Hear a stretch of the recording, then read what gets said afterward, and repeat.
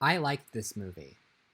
And I don't know if that's a controversial statement or not. The movie has, last I checked, a 51% on Rotten Tomatoes or something in that vicinity where it's right on the edge. And people are split on it. And to a certain extent, I get it. I don't think this movie is going to be for everyone. But for me, as someone who was a huge, huge fan of the book, I really enjoyed it. I got a lot of enjoyment out of this film. I think it's better than a lot of the critics are saying it is, but I don't. I do think it has flaws, and I will address those flaws. What I will say first and foremost is that this movie matches the tone and style of Roald Dahl perfectly. One of my biggest concerns going into this film was that it was going to be like what the BFG movie did, in that it was going to be so juvenile and so focused on the whimsical aspects of the book that it leaves out the parts of the book that are actually meant to be frightening. And this film does not do that. This film fully commits to being scary. And I will not forget, I saw an interview with Octavia Spencer where she said something along the lines of, these scary movies that are made for younger audiences, kids can handle them often better than adults can. I think there's something amazing on that adults are more bothered by this kind of film than kids are. This does feel, this is a kid's film by and large. And I think it's a really great adaptation of the book, to the point where I would even say I prefer this film over the original 1990 film. But before we get into specifically why, I do want to very quickly address the few things that I was not a big fan of. And spoiler alert, I'm going to be spoiling the movie. So first of all, the film had something of a framing device that I didn't hate entirely, but it was kind of weird because the movie begins with it and ends with it of Hero Boy. I do like the fact that he doesn't have a name. In fact, he's called Hero Boy, exactly the same thing that the protagonist in Polar Express was credited as. So props to you, Robert Zemeckis. But Hero Boy, grown up as Chris Rock, detailing the story and giving an audience a setup of witches, that kind of caught me off guard. As I'll mention later, I don't think that Chris Rock was an especially great choice for that role, but his voice is so recognizable that it was distracting. But once the story properly began, I really got into it. But then the way that they end the film, it was really weird, because it wasn't like they just cut to the end of the framing device. Like, they have a nice final scene and then some photos that's kind of a weird way to end, and then directed by Robert Zemeckis, they start the credits, are based on the book by Roald Dahl, and then they cut to the last scene. Like, they do the first 3 credits, and then they start this final scene of the framing device. And it's weird. I feel like if that's not a good idea, don't do a scene mid credits, like, or at least like wait until like actually halfway through the credits. Cause don't do what this movie does, which is like, it starts the credits and then very quickly stops them, and it's gonna, someone like me, I like to applaud at the credits, so it's just gonna confuse me. I'm like, yay! The movie's still going. I do like the idea behind it. But it was kind of bizarre to see adult Hero Boy in the end, or adult Hero Mouse. It was kind of clever to start the film. The thing about doing it with that narration is that you know from the beginning that Hero Boy is going to survive, but you don't yet realize that he's going to stay a mouse. And it also was weird too, because when we see Octavia Spencer at the end, they give her glasses and a bit of a different hairstyle, but she doesn't look that much older.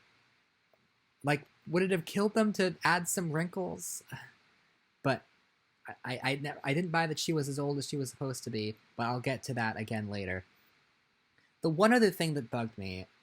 Okay, there is a pretty major downside I have coming up, but one thing that did bug me a bit is the midpoint, which, to be fair, is the part of the story that's hardest to get right. Uh, After the transformation, where the audience has to get used to the fact that the protagonist is now a mouse.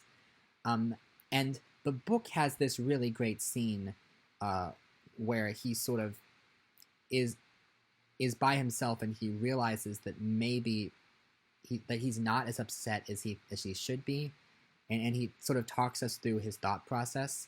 And we kind of get that in the movie, but it happens a little bit later on. And I don't know, the transition itself just felt a little bit rushed. There were elements of the film overall that felt a little bit like they were rushing through the story. And parts of it I thought worked, like they got to certain bits earlier than they did in the book. But other parts of it just felt like they were kind of rushing through as fast as possible. Particularly the meeting scene, which in the book is meant to be this very big set piece that lasts a long time, and you're just like, it spans multiple chapters in the book, and you're just waiting on the edge of your seat because you don't know whether or not Hero Boy is going to get discovered or not. And what they do in the book really works, but the movie works well enough, but it's also to the point where I have to wonder if Mr. Stringer was like, wait, you guys are done with the meeting already? That was the shortest meeting ever. What did you even talk about? Okay. So, that aside, I do want to talk about, I'm going to talk about the performances now. So, Jazier Bruno plays Hero Boy, and I will say this, I liked his performance better than, dang it, who was the kid in the first film? I'm forgetting the name, but the child actor who was in the original Witches, Jason Fisher. Jason Fisher was not a very good child actor. I'm just going to be honest about that. And Jazier Bruno was better, but still not great. He did feel a little bit. It was a little bit more awkward once the transformation happened and it transitioned to being a vocal performance. But he had some good moments in the first half, mainly. And it did feel remarkably like the character from the book. Even though we don't know much about that character, like, the vibe was kept. It felt like the same person despite the race bending. And Octavia Spencer largely also felt like the same person despite the race bending. I really did like what they did with her character, whereas the character in the book was very tough and was very no nonsense, but also had a warm loving behind her. And when you make that character a African American character, it's interesting because now you can twist on the stereotype of the sassy black woman in a maternal sense, and it actually worked a lot better than I thought it would. Again, the age thing was still bothering me a bit. I'm fine with her being cast. I think she did a good job in the role, but they could have drawn some wrinkles on her. And overall, she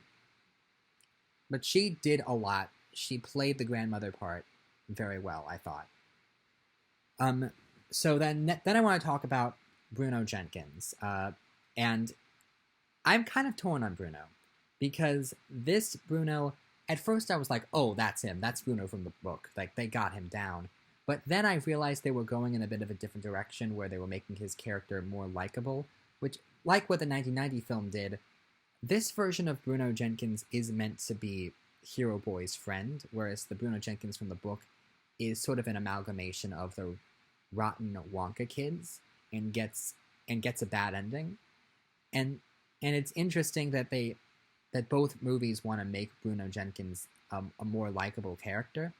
And I'm not entirely against that, but after a certain point I was like, you want to make him a more likable character? Can you give him one line of dialogue that's not about food? A lot of the lines in their own worked, but at a certain point I was like, dude, talk about something else. And then we have to talk about Daisy/Mary, which represents the biggest change made between the book and the film, unless you want to count the race bending, but I think this is a bigger change.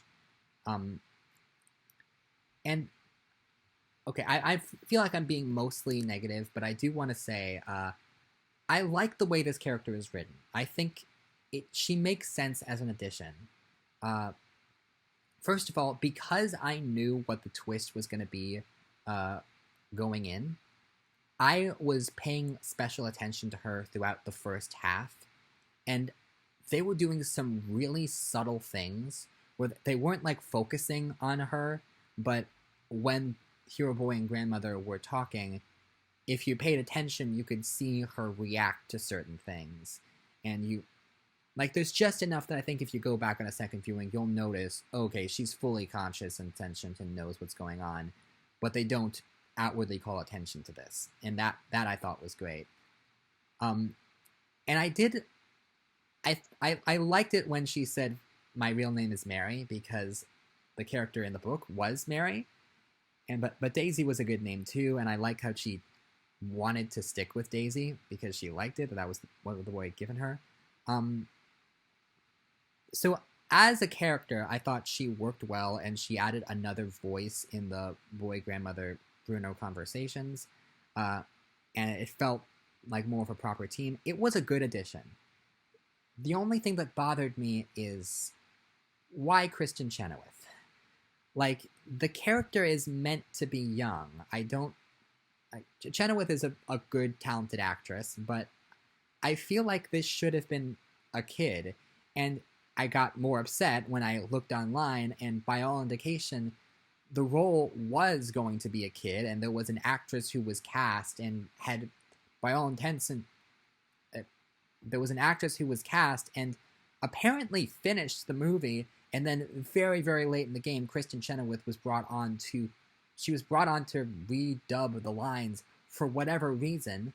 My first thought was, oh, they just wanted her so they could have another famous person in the movie, but the marketing did not play up the fact that Kristen Chenoweth was in this movie, so I don't understand what the thinking is, but I do feel really, really bad for Anna Devlin, who was apparently the original voice of Daisy/Mary, and I feel so bad for her.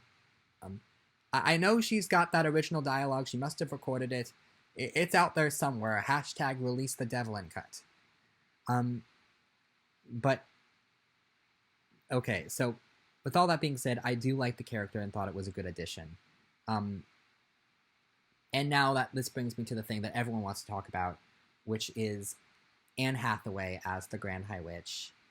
She is great. She is absolutely great. Hathaway, I feel like she is having so much fun in this role, and this version of the Grand High Witch is less frightening than Angelica Houston, I feel like, but it's a very comical performance, but she can still be menacing when she wants to be. I really like what Hathaway did here. I wish it was a little bit more subtle. I do kind of feel like everybody who saw this Grand High Witch would know immediately that she was evil, and she doesn't do a very good job of hiding it. But I think that's part of the fun. It's a very cartoony villain. It reminded me of someone like Captain Hook in the original animated Peter Pan, or Yzma in Emperor's New Groove. It's that kind of fun, like, really out there villain. And they generally are a lot of fun. Although I will say, I don't know if this movie is going to be an awards contender at all, but Anna Hathaway really feels a lot more supporting than Angelica Houston did in the original film. So this feels like a supporting performance, and it may very well contend for supporting somewhere, I think.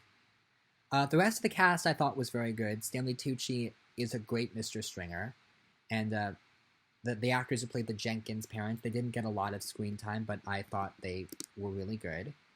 The visual effects of this film, I thought were top-notch. The mice themselves looked a little bit awkward. I liked the character design of the faces that Bruno and Daisy/Mary had, but I do wish that the Hero Boy's face was a little bit different, because it did feel a little bit too overtly cartoony, and it wasn't, I don't know, I felt they could have tweaked it differently. They wanted to have different faces for the three mice, and Daisy/Mary looked the most like a real mouse, and Bruno Jenkins looked the most cartoonishly cute, and Hero Boy was somewhere in the middle, and it was a little bit odd to look at. But what I will say, the visual effects for the rest of the movie, for the Grand High Witch's powers, looked great. They didn't look like super realistic, but they were effective. They got the job done. I really like the effects that they did.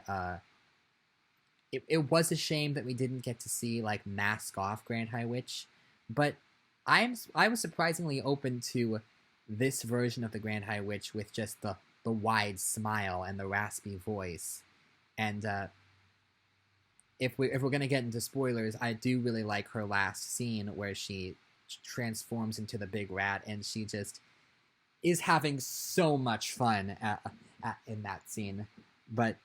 And also the bit just before that, when the grandmother tells her that it was in the soup, and of course we know the Grand High Witch didn't eat the soup, and she has this great moment of, oh no, oh no, oh ha ha ha ha, and she turns it on him, and it's great. This is a deliciously evil performance.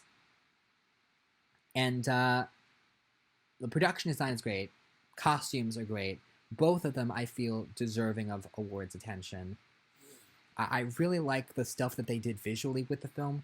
Like the one scene where Grandma is telling Hero Boy how to recognize a witch, and we're seeing these creative things in the cloud. No, not in the clouds, but like the silhouettes with the lightning strikes. Oh, it's just such an impressive effect.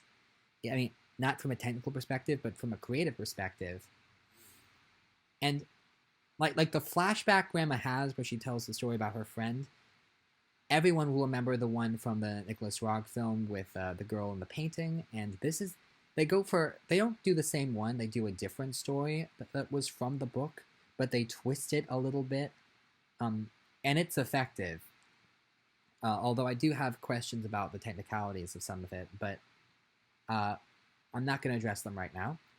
The score is really good. I listened to the score on its own. I don't usually do that for movies, but I did for this film. Alan Silvestri does the music, and like, this is The Witches. The music is perfect. What I imagine when I think of the book, it's so well done.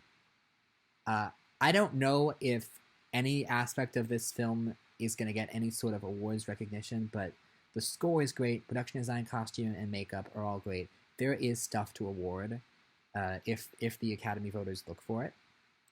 And the last thing I want to say is regarding the race bending of the main characters, I was really surprised by how well it worked within the main story. The main story itself didn't change that much, but it was an undercurrent that was going throughout the film.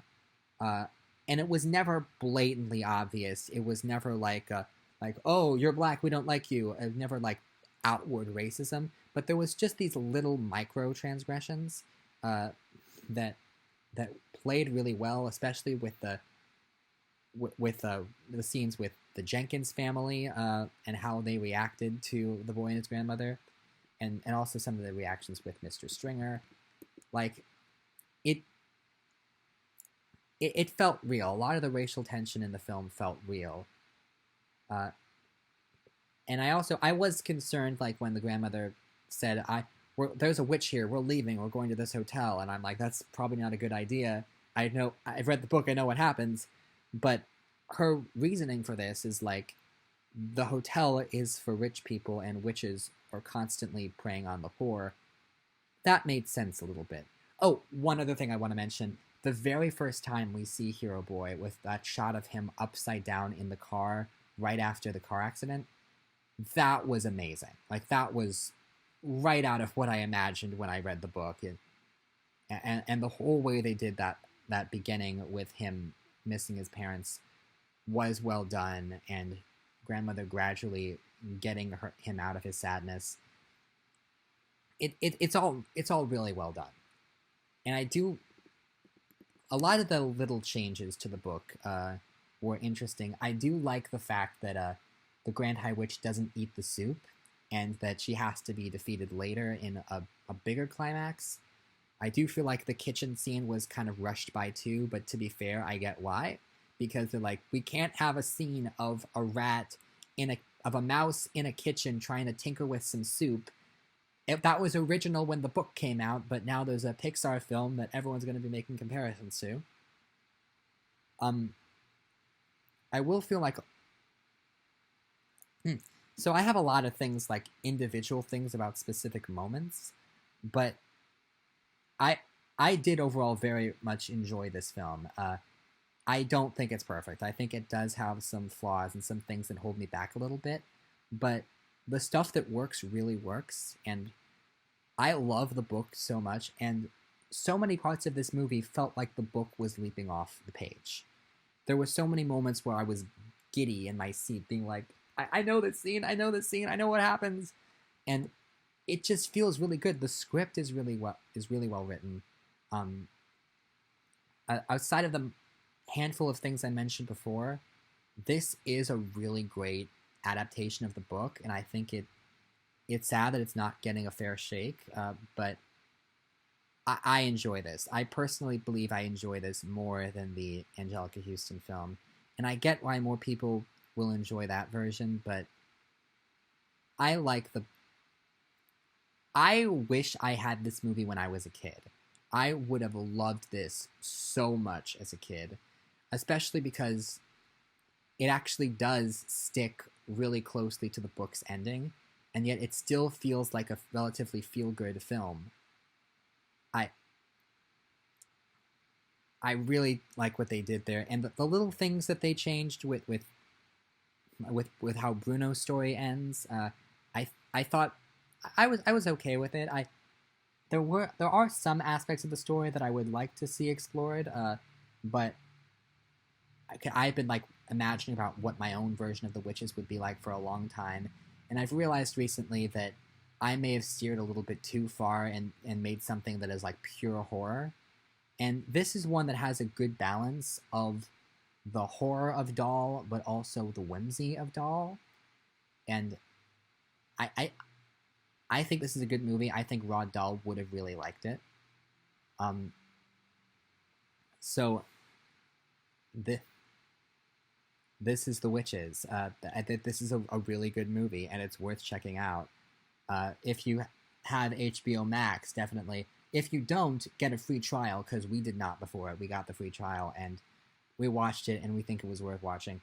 If you're a fan of Roald Dahl, then this is worth checking out. Because the spirit of the book is captured so well, and I just had a lot of fun. I had a lot of fun with this movie, and I will definitely be watching it again. So, thank you guys for listening. I probably won't be doing a lot of main reviews for this, but this is a special movie to me. And so I just wanted to get that out there, that despite what a lot of the critics are saying, I did really enjoy this movie. So thank you guys for listening. I will see you later. Bye.